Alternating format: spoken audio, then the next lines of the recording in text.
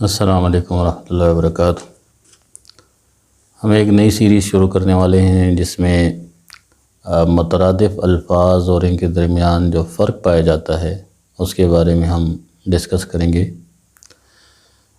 یہ فروق جو ہے ہم ابجد کے حساب سے کریں گے، مطلب پہلے وہ حروف ہم ذکر کریں گے جن کا تعلق جو ہے الف سے آتا ہے، پھر با سے، تا سے، اسی طرح یا تک۔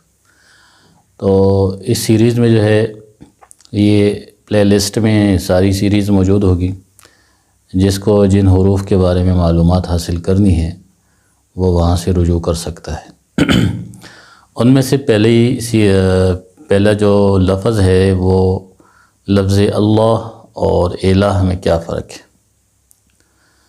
تو یہ یاد رکھیں کہ اللہ کا نام جو ہے یہ اللہ تعالیٰ کی ذات کے ساتھ خاص ہے اور کسی کے لیے اس کو استعمال نہیں کیا جا سکتا، اور الہ کے بارے میں بتایا جاتا ہے کہ یہ اللہ کے لیے بھی استعمال کیا جاتا ہے اور اللہ کے علاوہ کے لیے بھی استعمال کیا جاتا ہے۔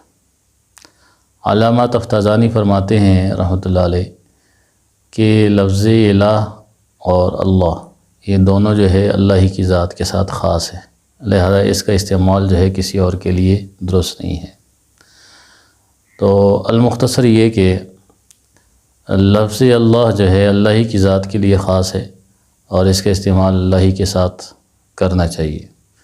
البتہ الہ میں جو ہے مختلف مذاہب ہیں اور اس میں جو ہے اس کا استعمال بعض لوگوں کے نزدیک کیا جا سکتا ہے اللہ کے غیر کے لیے، اور بعض کے لیے نہیں کیا جا سکتا۔ وباللہ توفیق۔